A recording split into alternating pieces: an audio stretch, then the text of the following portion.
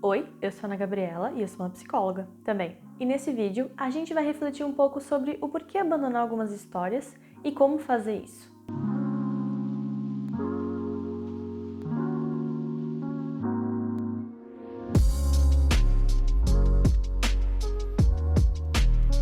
Antes de mais nada, se você é novo ou nova por aqui, não esquece de se inscrever no meu canal, me segue lá no Instagram e ativa o sininho para receber notificação toda vez que eu postar um vídeo novo aqui, que no caso é toda quinta-feira às 6 da tarde. Se você chegou nesse vídeo, provavelmente você já se percebeu carregando algumas histórias que não são suas ou que não te acrescentam em mais nada e que talvez até te machuquem de alguma forma. Esse tipo de sentimento ou teimosia pode acontecer com pessoas, inclusive, que estão ao nosso redor. E que talvez a gente comece a perceber que aquela presença não faz mais tanto sentido assim. Mas, mesmo assim, a gente continua insistindo nessas histórias e presenças. Mas por que a gente persiste e insiste tanto em algumas histórias? Pois bem, em algum momento nesse canal, eu falei um pouco sobre a zona de conforto e a nossa resistência a mudanças ao longo da vida. Tá, mas o que isso tem a ver? Perceba, dar adeus a uma história ou a alguém significa mudar o contexto atual. Então, se há algum tipo de mudança, significa, obviamente, que as coisas não vão permanecer as mesmas. E é aí que o bicho pega.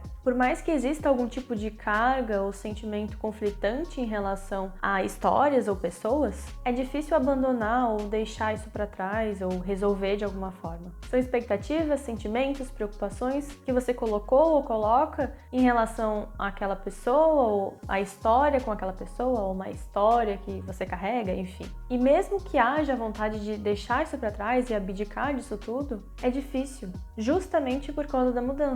Abdicar disso e mudar a situação muda todo o cenário e vai haver uma readaptação. Ai, Ana, para. Eu tô aqui porque eu quero abdicar dessa história ou me afastar de alguém. Eu tô pronta para as mudanças. Não é esse o caso. Bom, a gente pode pensar também que essas despedidas se equivalem a perdas. Você vai abrir mão dessas relações e dessa história e deixar ir. Isso significa que, mesmo que você queira muito abandonar alguma coisa ou esteja de saco cheio dessas situações e pessoas, enfim, esse afastamento vai possivelmente ocasionar um processo de luto. Perdão, querida Psy. Como assim? Processo de luto não é só quando alguém morre? Não, na realidade não. As coisas e as pessoas não precisam morrer para que a gente viva o processo de luto. As fases do luto são desencadeadas justamente por causa de uma perda.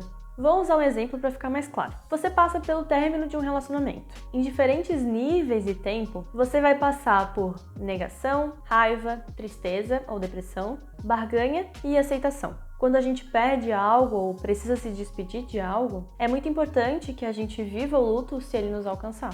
Viver os sentimentos que aquela perda gera e, consequentemente, as fases do luto. Um bom lembrete para eu deixar aqui é que o luto é vivido de forma bastante pessoal e individual. A gente usa essas fases e dessa forma, nessa sequência no caso, para que seja uma forma mais fácil da gente identificar se alguém está passando por um processo do tipo. Então, caso você se sinta pronta para abandonar uma história ou se afastar de uma situação que não te faz bem mais, porém não sabe como fazer isso sozinha, eu vou te dar aqui uma leve ajuda. Num primeiro momento, eu vou te pedir para refletir sobre o que significa essa história que você carrega ou a tua relação com essa pessoa, ou as duas coisas ao mesmo tempo. Por que admitir uma mudança e admitir uma perda dessas duas situações ainda é doloroso e difícil para você fazer sozinha? Porque abrir mão disso ainda é um processo difícil e doloroso a se viver. E também o que te faz querer abrir mão dessa situação. É importante refletir também se, no caso, é uma história que você carrega consigo, se essa história te pertence e o que você pode fazer com essa história. Se existe algo que você possa fazer ativamente ou se você só está carregando algo passado de geração e não tem muito o que fazer, só encerrar. Ou mudar o rumo dessa história que você carrega. E se for uma pessoa, reflete qual é o papel daquela pessoa na tua vida. Essa relação ainda acrescenta em algo? Você continua crescendo nessa relação? E depois, se for o caso de você, de fato, abrir mão de uma relação ou de uma história, se entrega aos sentimentos e emoções que vão ser causados por esse processo. Por maior alívio que exista após o afastamento, presta atenção se não existe algum tipo de sentimento desconfortável que você está tentando evitar de alguma forma.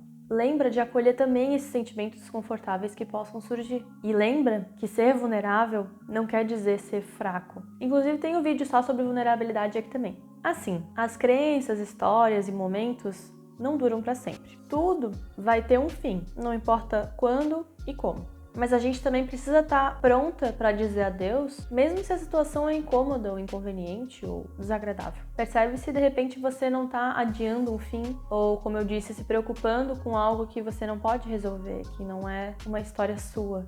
Talvez você esteja pegada a algo que não tem solução, mas aí é um processo que você precisa resolver consigo mesma. Faz sentido?